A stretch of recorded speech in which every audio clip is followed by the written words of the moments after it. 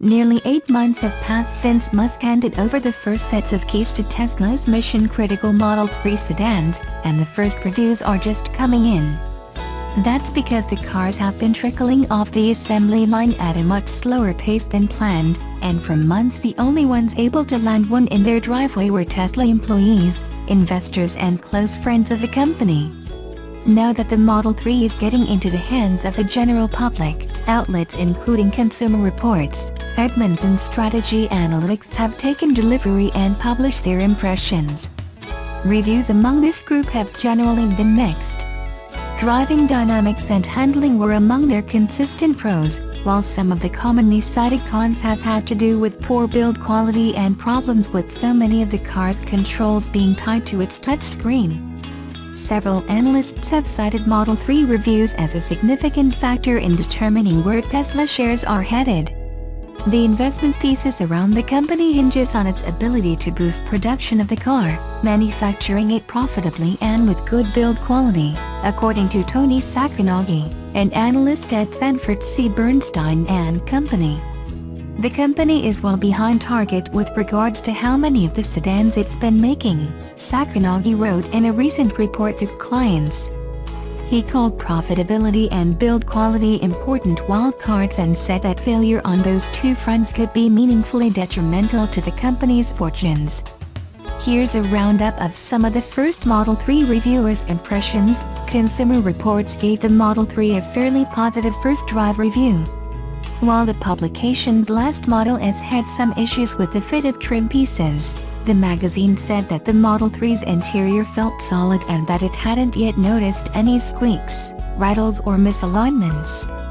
Jake Fisher, director of auto testing at Consumer Reports, said in a phone interview, "It's honestly more like driving a Porsche Boxster than a typical luxury sedan.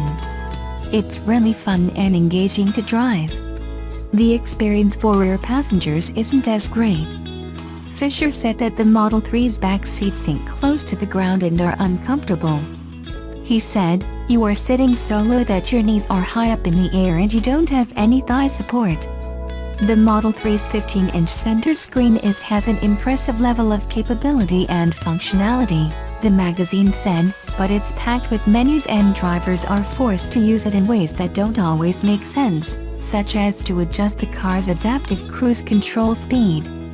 Edmunds had a similar take on the touchscreen, praising its clean and futuristic looks, while lamenting that its ease of use isn't as stellar. The car shopping researcher said the Model 3 was dramatically quicker and more engaging to drive than other popular EVs, such as the BMW i3 and the Chevrolet Bolt. It was harsher on how well the sedan was built, calling its body panel gaps inconsistent and criticizing the cracked vanity mirror and broken driver's seat shell in the car it took home. More worrisome, Edmunds has alerted Tesla's service center about problems it's had getting an appointment, and said new parts have been slow to come in. Dan Edmunds, director of vehicle testing, said in a phone interview, "The fact that Tesla would ship a car that doesn't have everything all worked out is a bit off-putting to me. It feels like the service centers are still staffing up to meet demand, and the service system isn't totally synchronized." Market researcher Strategy Analytics published a review focused on user experience and found that the Model 3's touchscreen is exceptionally difficult to use while driving and posited that it may have been designed for a self-driving future which has yet to arrive. Chris Schreiner, director of the user experience practice, said in an interview, "The Model 3 drove pretty well. It handled very well. Autopilot worked well on it. I didn't really have any issues with performance. But the positioning of the screen is a suboptimal experience for the driver. It's an uncomfortable reach to use, and all of this information like the speedometer and the controls for the windshield wiper are on the screen, which takes some getting used to." Schreiner also said that Tesla's speech recognition system in the Model 3 isn't ready. You can say send a text message saying "I'm going to be late," and you will see that appear on screen accurately. But then it says try again. It can't actually send the text message.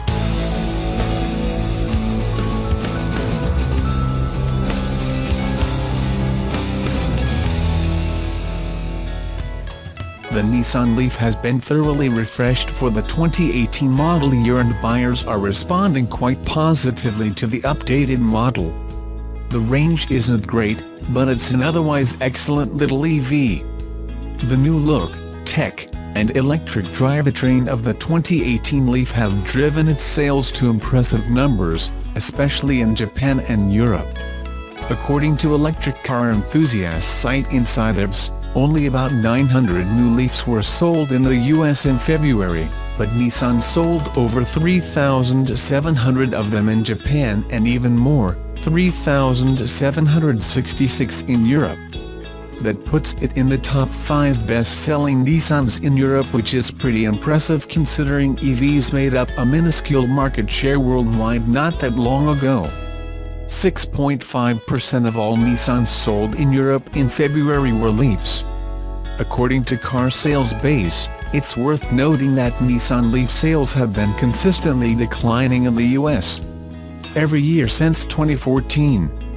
It peaked at 30,200 sales in 2014 and dropped down to 11,230 units sold in 2017. Granted, the sales especially slowed in late 2017 with buyers holding out for the new model after it was announced. Could the new model be popular enough to reverse the trend in Leaf sales in the States? Regardless, it's fair to say the new Leaf is a hit on a global scale. Japan, Europe, and the US are the top 3 markets for the Nissan Leaf, and considering its strong start in those markets, it could soon be as ubiquitous as the Altima.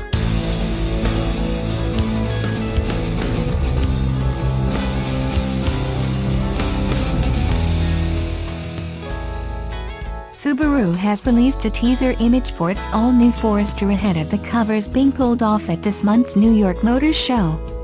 The Mazda CX-5 rival is expected to go on sale before the end of the year. The darkened image, the first Subaru has released, shows the SUV's C-shaped rear light design alongside the Forester badge. We've seen no other angles of the car so far, but the design is expected to take cues from the Impreza hatch, as well as the Vita Future concept from the 2015 Tokyo Motor Show. We know that the Forester will share the latest Subaru Global Platform, SGP, with models like the new XV and Impreza. Expect the brand's trademark boxer engines to form the basis of the powertrain lineup, but Subaru is unlikely to offer a diesel engine as oil burner production will end in 2019. The platform is engineered to accommodate petrol, hybrid and fully electric powertrains, so some hybridization could appear in the Forester to make up for the loss of a diesel. Like the XV, it will feature Subaru's CVT transmission across the range, as that's the only gearbox that can be combined with the firm's range-wide eyesight camera-based safety system. 4-wheel drive will feature too. Expect more details of the new Forester, along with extra teaser images, to emerge prior to the car's official unveiling on March 28, 2018.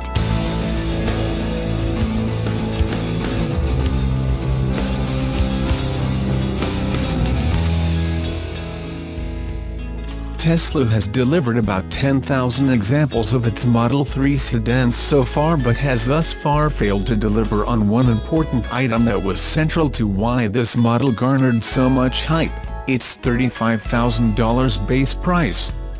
According to Tesla, first U.S. deliveries of the standard range, 220-mile, version of the Model 3, still expected to start at that price, now aren't due until late 2018 inches, while dual-motor, all-wheel drive Model 3 versions are expected to start in what the company terms mid-2018.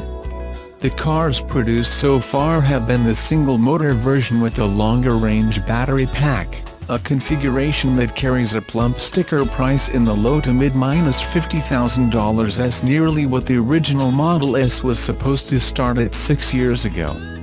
The Model 3, however, has been championed as Tesla's mass-market car, one that could effectively cost $27,500 or less, just $25,000 to California customers who can take full advantage of the Golden State's Clean Vehicle Rebate Project, CVRP, rebate and a $7,500 federal EV tax credit. But the base version may arrive into a very narrow window in which buyers can take full advantage of those incentives. Tesla expects to reach the federal tax credits cap of 200,000 vehicle deliveries in late 2018. That would trigger a year-long period in which the amount of the credit would step down, first to $3,750 for 6 months and then to $1,875 for another 6 months, before expiring altogether. Tesla continues to grapple with a conundrum that's quite different from what other automakers face with their own fully electric cars. Hundreds of thousands of people want the Tesla Model 3 and have laid down $1,000 deposits for it, yet the factory can't produce them quickly enough. Although Tesla hasn't provided any recent update on production or deliveries, Bloomberg News Model 3 tracker, which is informed by government sources, Tesla owners, and social media, including an analysis of VIN data, estimates that Tesla is now up to a production rate of 805 Model 3 sedans per week, with 10,636 produced so far. In its most recent quarterly financial call, on February 7, CEO Elon Musk pointed to issues with battery module assembly as being primarily to blame. At that time, Musk said that Tesla hoped to fix some key pinch points and reach a production rate of 2,500 cars per week by the end of March. But a week short of that date, it's still far from that near-term goal. And when it has such a backlog of customers wanting a Model 3, any Model 3, the company has little incentive to deliver on the affordability promise any sooner.